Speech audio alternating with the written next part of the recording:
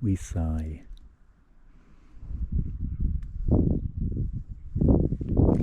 In the middle of what looks like a kind of forlorn wilderness, but it's actually a post-industrial mining wasteland, beautiful though it is.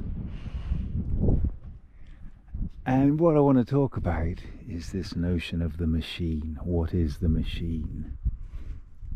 The machine goes by many names, but none of them probably really capture exactly what it is. The hegemony, the patriarchy, the corporatocracy, and so on. What the machine is a system of humans, human tools, human cogs, you and me, and we are all partaking in this machine. And some people have more influence in the machine than others. Some have very little influence. And what I think is important to understand is two things. One is, it doesn't really matter, and you never really can know kind of who owns the machine. It might be aliens. I don't think it is. I think it's probably just shareholders and corporations owning each other and all of that kind of stuff. I think it's probably economic rather than diabolical, conspiratorial, etc. Without doubt, the machine produces conspiracies, and the machine produces diabolical consequences. But that doesn't necessarily mean that it is inherently wrong. I don't think it is necessarily wrong. This kind of powers that be control system, the machine. What it is, though, is it is greedy, dominating, conquering, and completely against the individual. Some individuals it picks out and turns into heroes and villains, but essentially it is emotionless, cruel and cold, machine-like. And I think when you realise that the machine is there, and the machine is the biggest influence on your life, and the machine doesn't have your best interest at heart, when you realise that, coupled with the understanding that everyone could be well-meaning and the machine still produces diabolical effects, I think that's the way of the world.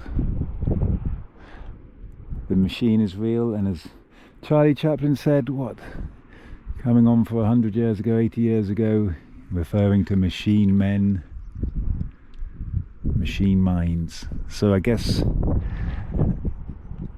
the way to be an individual is to acknowledge the machine and then say, I'm not going to be a machine lady or a machine man or a machine whatever.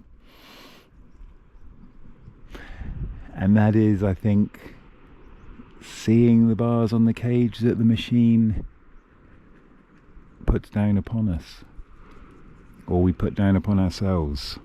I mean, it's always been here. When we had, agriculture starting, I say it's always been here. It's always been here since we had people doing things together, people doing things for other things, people doing things for other people doing things for reasons in contrast to the reasons of the people they're doing it with, and so on. It's just there. What's happening now, though, or what's been happening, I guess, since we became international and industrial and technological and electronic and digital and all that, since that's happened, the machine has exploded, blossomed, grown, seethed and swamped us in a way that is accelerating faster and faster. And when we add the obvious you-know-what into the mix, as in the pure machine of AI, That is it's mind-blowing where that could possibly lead us. This controlling, global, dominating machine that is powered by AI that we don't really understand, and powered by conflicting AIs. Yeah, it could get interesting. I think one thing to remember about the machine and the AIs is no matter what, no matter how technically advanced they get, they can never experience joy and fun and bliss and pain and fear. They just cannot experience. So the cleverest AI and the most global universal machine is empty. But you are not. And I think that's the thing to hold on to.